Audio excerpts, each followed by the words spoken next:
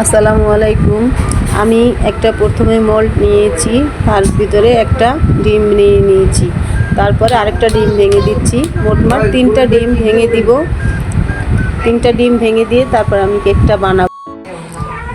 একটা কেকে আমি 3টা ডিম ভেঙে দেব। একটা কেকের ভিতরে 3টা ডিম না হলে কেকটা পুরোপুরি মতো ফ্লেভার আসবে না, সুন্দর একটা স্বাদ আসবে। দিয়ে দিচ্ছি আমি চিনি স্বাদ মতো, 2 কাপ পরিমাণ চিনি দিচ্ছি। চিনি দিয়ে তারপর আমি এটাকে ভালো করে মিক্স করে নেব। মিক্স করে তারপর আমি দিয়ে দিচ্ছি বেকিং পাউডার। আসলে কি, তারপরে দিয়ে দিচ্ছি রান্নার তেল। রান্নার তেলটা দিয়ে আমি এটাকে ভালো করে নেড়ে নেব, নাড়াচাড়া করে নেব। তারপরে আমি দিয়ে দেব বেকিং পাউডার, 1.5 চামচ পরিমাণ বেকিং পাউডার। তারপর এটাকে ভালো করে আমি মিক্স করে নেব। দেখতেই পাচ্ছেন, এটা ভালো করে মিক্স না হলে কেকটা ভালো আসবে না, কালারটা সুন্দর আসবে না। তো আমি 1 টেবিল চামচ 1 কাপ পরিমাণ আটা দিয়ে দিচ্ছি আমি আর 1 কাপ পরিমাণ আটা। তো এটাকে আমি ভালো করে নেড়ে চেড়ে মিক্স করে নেব। বুঝিনি তো, ভালো করে এটা মিক্স না করলে আমার কেকটা ভালো আসবে না।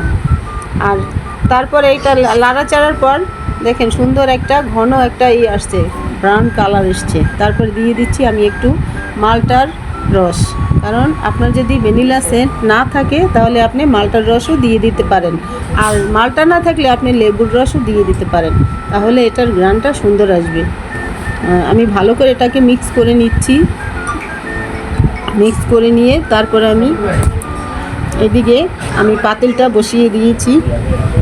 পাতিলে আমি এটা একটা পেপার তেল দিয়ে ভালো করে ম্যাশ করে নিয়ে আমি এখন এই পাতিলটা ঠিক করে নেব। একটা কাগজ বসিয়ে দেব। কাগজটা বসিয়ে তারপর আমি এটাকে ভালো করে নেড়ে চেড়ে তেলটা লাগিয়ে তারপরে কাগজ বসিয়ে দিয়েছি, যেন কোন আনাচে গানাচে ভালো করে এটা বসতে পারে। তারপরে আমি এটাকে দেখে নিচ্ছি যে সব ঠিকঠাক আছে কি না হলে কেকটা ঠিকঠাক মতো সুন্দর একটা থাকবে না, ভালো করে বসবে না। তো আমি বিসমিল্লাহ বলে এটাকে আমি ঢেলে দিচ্ছি। তো জানি না কেমন হয়, আলহামদুলিল্লাহ, তবে দোয়া করি কেকটা ভালো হবে।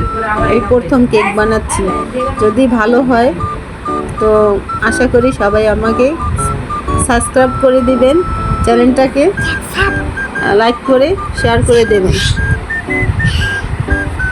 তারপর আমি এটাকে পাতিলে বসিয়ে দিলাম। পাতিলে বসিয়ে দিয়ে আমি একটা ঢাকনা দিয়ে ঢেকে দিচ্ছি।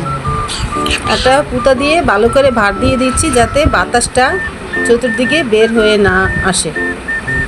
দেখেন আলহামদুলিল্লাহ আমার কেকটা ভালোই সুন্দর আসছে। তো সবাই ভালো থাকবেন। আসসালামু আলাইকুম।